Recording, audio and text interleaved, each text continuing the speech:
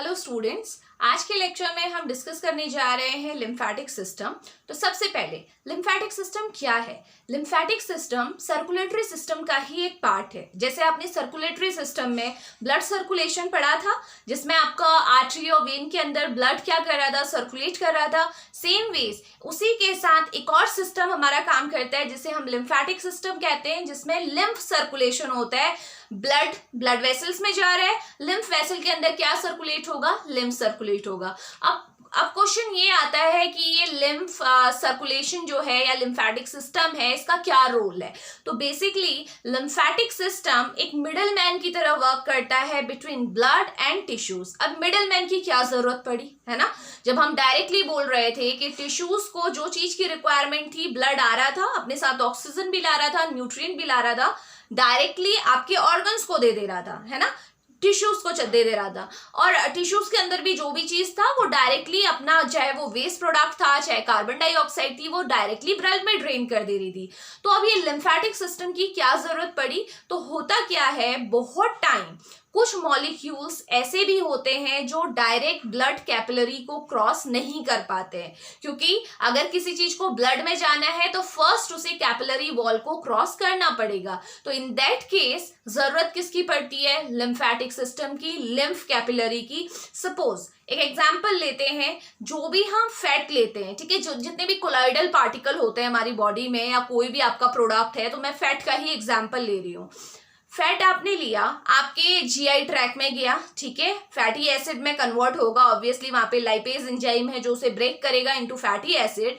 Now जो fatty acid है आपका, वो डायरेक्टली आपका ब्लड कैपिलरी में नहीं जाता है। तो अब कैसे उसका एब्जॉर्प्शन होगा? क्योंकि एब्जॉर्प्शन होना तो जरूरी है। तो होता क्या है कि जो ये फैट है, ये किस में जाता है? हमारा लिम्फ कैपिलरी में जाता है। और लिम्फ कैपिलरी के अंदर जो लिम्फ है वो उसे सर्कुलेट करता हुआ कहाँ पहुंचा देता है? ब्लड के पास। अल्टीमेटली पहुंचना ब्लड के पास ही है, क्योंकि ब्लड ही उसे क्या करेगा? डिफरेंट ऑर्गन्स में सप्लाई करेगा। बट यहाँ पे जो लिम्फ कैपिलरीज थी, जो लिम्फ था, उसने क्या काम किया? एक मिडिल मैन की तरह वर्क किया, क्योंकि जो चीजें डायरेक्टली ब्लड कैपिलरी में नहीं जा पा रही हैं, उसको वो ब्लड कैपिलरी में पहुंचाने का काम कर रहा है। तो ये हमारा फंक्शन किसका है? लिम्फेटिक सिस्टम का। और बहुत टाइम ऐसा होता है, कुछ जगह ऐसी हैं जहां पे ब्लड अगर कोई न्यूट्रिएंट को सप्लाई नहीं करता है, ब्लड की सप्लाई नहीं हो रही है, तो वहां पे जो लिम्फेटिक सिस्टम है वो न्यूट्रिएंट सप्लाई करते हैं। तो अगेन ये भी बहुत इंपॉर्टेंट फंक्शन है ना? तो इस तरीके से हम देखेंगे लिम्फेटिक सिस्टम के मल्टीपल रोल है। इसमें ये एक डिफेंस सिस्टम की तरह भी वर्क करता है, क्योंकि लिम्फेटिक सिस्टम के अंदर हमारी लिम्फ नोड्स प्रेजेंट होती है, और लिम्फ नोड के अंदर हमारे लिम्फोसाइट होते हैं जो कि टाइप ऑफ डब्ल्यूबीसी हैं। तो डिफेंस भी किया ना, अगर कोई भी मान लीजिए लिम्फ में कोई भी आपका फॉरेन पार्टिकल आ गया, माइक्रो ऑर्गेनिज्म आ गया, तो लिम्फ नोड क्या करेंगी? लिम्फ नोड के अंदर लिम्फोसाइट्स हैं, सीधे आपको पता है लिम्फोसाइट कैसे वर्क करती है, जो भी फॉरेन मटेरियल अंदर आ रहा है उसे क्या कर देंगी? किल कर देंगी। तो दिस इज हाउ आपका क्या है? डिफेंस सिस्टम भी मेंटेन हो रहा है। आपकी जितनी भी वर्न आउट आरबीसीज होती हैं, ठीक है, आरबीसी आपको पता है, आरबीसी रेड ब्लड सेल, जो बहुत इंपॉर्टेंट है ऑक्सीजन के ट्रांसपोर्टेशन के लिए, बिकॉज इनके अंदर हीमोग्लोबिन रहता है। बट हमें पता है कि जो आरबीसी का लाइफ स्पेन कितना है? 120 डेज। तो आफ्टर 120 डेज आरबीसी का क्या होगा? क्योंकि आरबीसी के अंदर जो हीमोग्लोबिन है, हमें पता है हीमोग्लोबिन के अंदर क्या प्रेजेंट होता है? आयरन प्रेजेंट होता है। अब ये हम आयरन को तो वेस्ट नहीं करते ना, तो क्या होता है? लिम्फेटिक सिस्टम या फिर हम लिम्फॉइड ऑर्गन, जो स्प्लिन है आपका, जो कि लिम्फॉइड ऑर्गन की कैटेगरी में आता है, ये क्या करता है आपका? बेसिकली जो आरबीसीज है उनको क्या कर देता है? आपका ब्रेक कर देता है। उसके अंदर से जो हीमोग्लोबिन है उससे आयरन को बाहर निकाल देगा, ठीक है। हीमोग्लोबिन का डाइजेशन होगा और आयरन उससे सेपरेट हो जाएगा, और आयरन दोबारा से आपका आरबीसी फॉर्मेशन में इन्वॉल्व हो जाएगा। इस तरीके से क्या हुआ?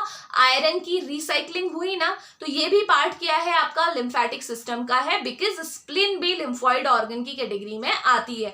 तो इस तरीके से बहुत सारे फंक्शन बनते हैं लिम्फेटिक सिस्टम के।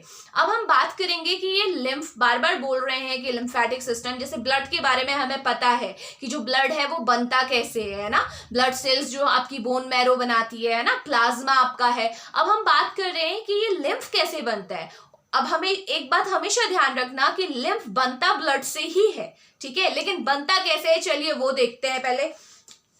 फिर उसके बाद हम कंपोजिशन करेंगे, ठीक है।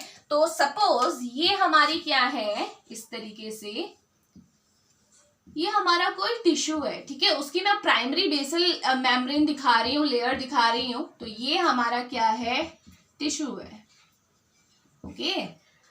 अब इसमें हमें पता है किस तरीके से ब्लड सप्लाई कैसे होती है। देखो ये हमारी आर्टरी है, ठीक है। इसी के साथ मैं वेन्स को भी कनेक्ट कर दे रही हूँ, क्योंकि आपको पता है ना आर्टरी वेन एक दूसरे से कनेक्टेड रहती हैं। तो ये हमारी क्या है, आर्टरी, जो मैंने रेड कलर से शो किया है। And the next one we have vein, okay. अब इसमें आर्टरी और वेन के अंदर क्या आपका ट्रेवल कर रहा है, क्या है आर्टरी और वेन के अंदर, ऑब्वियसली ब्लड है।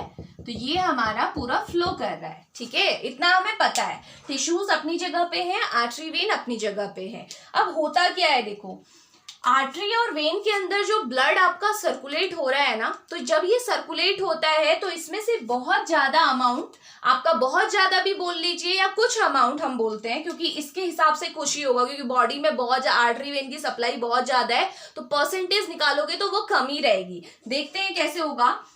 आर्टरी और वेन से आपका क्या करने लगता है, कुछ आपका फ्लूइड जो है आपका वो बाहर निकल जाता है, एक्सोडेट बाहर निकल गया। ये वॉल है इसकी, ठीक है। सबको पता है एंडोथेलियल वॉल होती है ना सबसे बाहर वाली। तो आर्टरी और वेन से क्या होने वाला है, देखो आर्टरी से जब ब्लड फ्लो कर रहा था तो कुछ फ्लूइड बाहर निकल गया, ठीक है। अब ये बाहर निकला क्यों, क्वेश्चंस दिमाग में हमेशा आने चाहिए। फ्लूइड बाहर क्यों निकला, इसको बोलते हैं, इस प्रोसेस को क्या बोलते हैं, पहले तो ये देख लीजिए। ये प्रोसेस है हमारी फिल्ट्रेशन, ठीक है ना।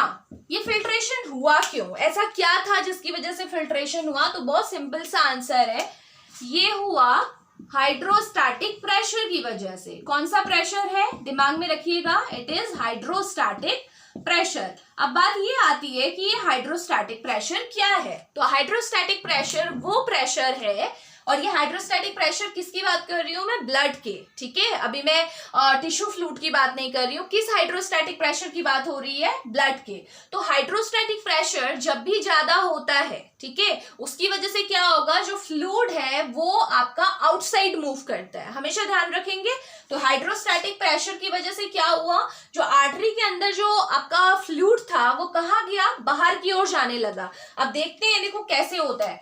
आर्टरी के अंदर जो फ्लूइड है, यहाँ इस पॉइंट पे, सपोज मैं इस पॉइंट की बात कर रही हूँ, इस पॉइंट पे जो ब्लड का प्रेशर है, हाइड्रोस्टैटिक प्रेशर है, वो कितना होता है आपका 30 to 40 mmHg की रेंज में है, ठीक है। इतना प्रेशर है, ठीक। तो ये प्रेशर आपका बहुत ज्यादा है। इस प्रेशर की वजह से क्या हुआ, आपका जो फ्लूइड था वो बाहर को निकलने लगा, क्लियर है। अब जैसे जैसे फ्लूइड बाहर निकलता चला जाएगा, इस पॉइंट से आप इस पॉइंट पे जैसे ही पहुंचेंगे तो प्रेशर खुद ब खुद क्या होगा, नीचे होता जाएगा ना, क्योंकि फ्लूइड क्या है, बाहर की ओर जा रहा है।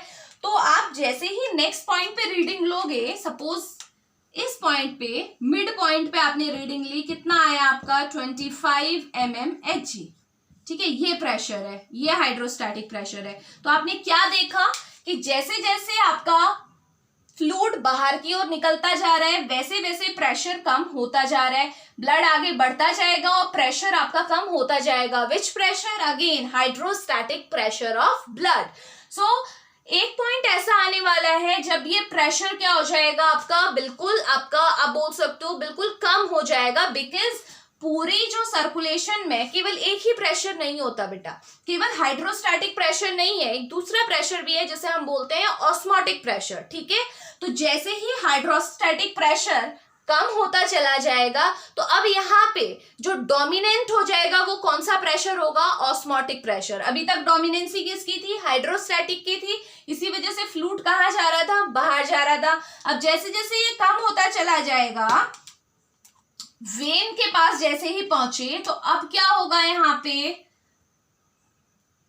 जो फ्लूइड है वो अंदर की तरफ मूव करना स्टार्ट कर देगा। अब ये अंदर की तरफ जो मूवमेंट हो रहा है, this process is known as reabsorption, okay. And this reabsorption is assist by osmotic pressure, okay. तो ये दोनों प्रेशर हैं, ठीक है, फ्लूइड में दोनों प्रेशर है, बट बात ये है कि डोमिनेंट कौन सा है। स्टार्टिंग फेज में किसकी डोमिनेंसी थी? हाइड्रोस्टैटिक की। दैट्स व्हाई जो फ्लूइड था वो बाहर की तरफ मूव किया। लेकिन जैसे जैसे ये आगे बढ़ता गया, क्योंकि फ्लूइड जितना बाहर को जाता जा रहा है, हाइड्रोस्टैटिक प्रेशर कम होता जा रहा है। तो जैसे ही ये कम होगा, आपका अगर 25 mmHg तक भी अगर ये पहुंच गया, तो अब इसके बाद जो डोमिनेंसी होगी वो किसकी होगी? ऑस्मोटिक प्रेशर की। और ऑस्मोटिक प्रेशर कौन सा प्रेशर होता है?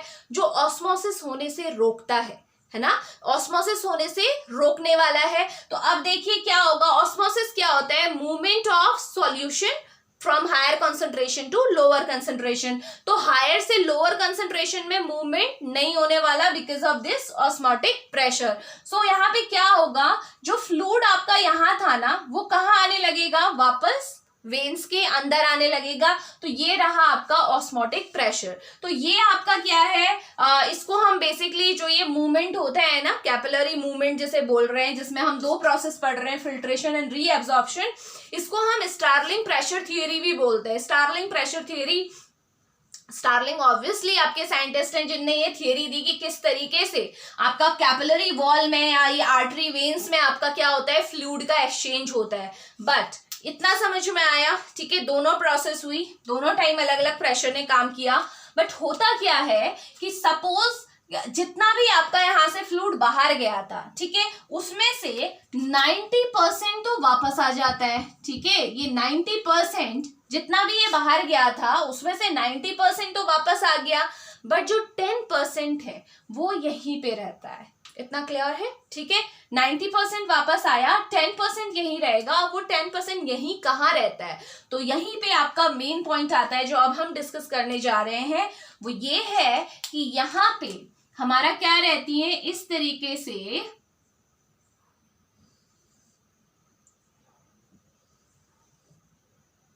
ठीक है, इस तरीके से आप बना सकते हैं, जैसे भी आप इनको ड्रॉ करना चाहें। ये हमारी क्या है, लिम्फ कैपिलरी है। ठीक है, ये फ्लूइड कहाँ चला जाता है? अब इस फ्लूइड को, लिम्फ को मैं ग्रीन कलर से दिखा रही हूँ। इस तरीके से ये फ्लूइड कहाँ चला गया? इन कैपिलरीज में चला गया। कौन सा फ्लूइड की बात कर रहे हैं बेटा? आउट ऑफ 100% जितना बाहर गया था उसमें से 90% तो वापस आ गया, लेकिन रिमेनिंग 10% आपका कहाँ चला गया? तो 10% आपका कहाँ चला गया? इन कैपिलरीज में चला गया। और इन कैपिलरीज को क्या बोलते हैं? जो टिश्यू और ब्लड वेसल्स के बीच में होती है, इनको बोलते हैं हम lymph capillary. Okay, lymph capillary समझ में आया? अब क्या हुआ देखो, तो ओवरऑल अब समझ में आ रहा है, ब्लड से ही फ्लूइड गया था ना बाहर, ब्लड से फ्लूइड बाहर गया था, 90% वापस आया, 10% लिम्फ कैपिलरी में चला गया। तो अब मुझे बताइए लिम्फ की कंपोजिशन क्या होनी चाहिए? क्या होनी चाहिए? ब्लड से ही तो गया है, जो ये फ्लूइड है वो ब्लड से ही तो बाहर गया है, तो इसकी कंपोजिशन आपकी ब्लड की तरह ही होगी। थोड़ा बहुत डिफरेंस होगा, बट जो कंपोजिशन होगी वो ब्लड की तरह ही होगी। जैसे आपकी ब्लड में डिफरेंट टाइप की प्रोटीन्स प्रेजेंट होती है, लिम्फ में भी आपकी प्रोटीन्स प्रेजेंट होती है, but the amount will be less, because बहुत सिंपल सी बात है कि इसमें केवल 10% आपका आगे गया है, तो उसमें प्रोटीन्स भी क्या होंगी? कम होंगी। तो प्रोटीन्स इसमें बेसिकली प्रेजेंट होती है। नेक्स्ट आपका मैं बार बार आपसे बोल रही थी कि जितना भी ब्लड में आपका क्या होता है, अगर कोई भी फैट प्रेजेंट है, ठीक है, फैट है, तो फैट डायरेक्टली आपका क्या होता है? क्रॉस नहीं कर पाता है। तो बहुत टाइम जो टिश्यू से अगर कोई भी आपका ऐसा फैटी सब्सटेंस है वो आपका लिम्फ में आता है। तो इस तरीके से मैं बोल सकती हूँ कि ये टिश्यूज से भी आपका कोई भी कंपोनेंट कहाँ आ सकता है? लिम्फ कैपिलरी में आ सकता है, बिकॉज डायरेक्टली वो यहाँ नहीं आ सकता। रीजन मैं बहुत साफ बता चुकी हूँ कि जो फैट होता है वो डायरेक्टली कैपिलरी की वॉल को क्रॉस नहीं कर पाता है, इसीलिए बीच में ये क्या है? हमारी लिम्फेटिक कैपिलरीज है। तो इसके अंदर से आपका जो फैट है वो कहाँ प्रेजेंट होता है? आपका लिम्फ में आ जाता है। इसलिए लिम्फ की कंपोजिशन में आप क्या बोलेंगे? Lymph also contains fat. Okay, और अगर फैट का अमाउंट बहुत ज्यादा होता है तो ऑब्वियसली फैट का अमाउंट ज्यादा होगा, तो जो आपका लिम्फ जो होगा उसका जो अपीयरेंस होगी वो मिल्की अपीयरेंस होगी। और इस टाइम पे जो आप लिम्फ को बोलते हैं वो क्या बोलते हैं? काइल बोलते हैं। ठीक है, तो this is the term, used when the fat content in the lymph is high। ठीक है, lymph में जब ज्यादा फैट होता है तो मिल्की अपीयरेंस होती है और उसकी वजह से इसे काइल बोलते हैं बेसिकली। तो ये आपको पता होना चाहिए। नेक्स्ट आपके लिम्फ में और क्या चीजें प्रेजेंट होंगी, ऑब्वियसली कुछ बहुत आपका इलेक्ट्रोलाइट्स का अमाउंट भी वहां पे गया होगा, है ना। तो और आपकी टाइप ऑफ आप बोल सकते हो लिम्फोसाइट्स प्रेजेंट होते हैं, जो अगेन जैसे WBC आपके ब्लड में प्रेजेंट है, यहाँ पे भी हमारी लिम्फोसाइट प्रेजेंट होती है but inside the lymph node. Okay, so ये आपकी क्या है, लिम्फ की कंपोजिशन है। और भी सारी चीजें जो ब्लड में थी आप यहाँ इंक्लूड कर सकते हो। तो this is how lymph formation takes place. तो 10% जो था वो आपका लिम्फ कैपिलरी में गया। अब इससे आगे क्या होगा, ठीक है, मैंने बता दिया कि इसका यूज क्या है, कि आपका टिश्यू से कोई भी चीज जो डायरेक्टली ब्लड में नहीं जा सकती वो पहले कहां जाएगी, लिम्फ कैपिलरी में जाएगी, और फिर लिम्फ कैपिलरी के थ्रू, क्योंकि कैपिलरी को तो क्रॉस यहां पे भी नहीं कर सकती, अब ये जो लिम्फ कैपिलरीज है इसे लेके ब्लड में डायरेक्ट ड्रेन करेंगी। यहां नहीं ड्रेन करेंगी, डायरेक्ट ब्लड में ड्रेन करेंगी। देखेंगे वो कैसे ड्रेन होता है। तो लिम्फ कैपिलरीज, बहुत सारी लिम्फ कैपिलरी, यहाँ तो मैंने केवल 2 ही दिखाई हैं ताकि बैटर आपका बहुत ज्यादा हौच-पौच हो जाएगा अदरवाइज। तो बहुत सारी लिम्फ कैपिलरीज आपस में मिलेंगी और आगे क्या बनाएंगी, ये क्या बन गई हमारी लिम्फ वेसल, ठीक है, या लिम्फेटिक वेसल आप बोल सकते हो। तो इस तरीके से लिम्फ वेसल फॉर्म हो गई और ये जो लिम्फ है ये सारा का सारा कहाँ चला गया, आपका लिम्फ वेसल में चला गया। अब लिम्फ वेसल से आगे क्या होगा ये हम स्टार्ट करेंगे। तो आपको ये समझ में आ गया ना कि लिम्फ फॉर्मेशन कैसे होती है, ठीक है, लिम्फ फॉर्मेशन, लिम्फ बना कैसे, और लिम्फ की कंपोजिशन ऑलमोस्ट ब्लड की तरह होगी बट जो अमाउंट और परसेंटेज जो कंपोनेंट का होगा वो कम होगा, बिकॉज इसका कुछ पार्ट ही तो है लिम्फ, है ना, पूरा तो ब्लड नहीं है। तो ये हमारा कंपोजिशन है। अब हम ये देखने वाले हैं, देखो ये तो केवल लिम्फ वेसल की बात थी कि किस तरीके से लिम्फ कैपिलरी से लिम्फ कहाँ पहुंच गया है, लिम्फ वेसल्स में पहुंच गया है।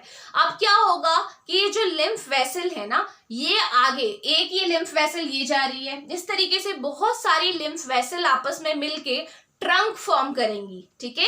जब बहुत सारी वेसल्स आपस में मिलती हैं तो क्या बनता है, ट्रंक बनता है, और जब बहुत सारे ट्रंक आपस में मिलते हैं तो क्या बनता है, हमारी कलेक्टिंग डक्ट बनती है, जो कि डायरेक्टली जो लिम्फ को कहाँ ड्रेन कर देती है, हार्ट में। तो ये पूरा सर्कुलेशन इस तरीके से कंप्लीट होगा। तो इससे आगे किस तरीके से लिम्फ वेसल आपकी ट्रंक फॉर्म करती है, कितने टाइप के ट्रंक होते हैं, और फाइनली कैसे कलेक्टिंग डक्ट हमारी 2 टाइप की होती है, कैसे आपका ट्रंक कलेक्टिंग डक्ट में जुड़ते हैं, और फाइनली आपकी सबक्लेविन वेन के थ्रू हार्ट में सप्लाई होती है, ये हम पढ़ेंगे नेक्स्ट पार्ट में। आप पहले इसे रिवाइज कीजिए, ठीक है। मिलते हैं नेक्स्ट लेक्चर में। Thank you.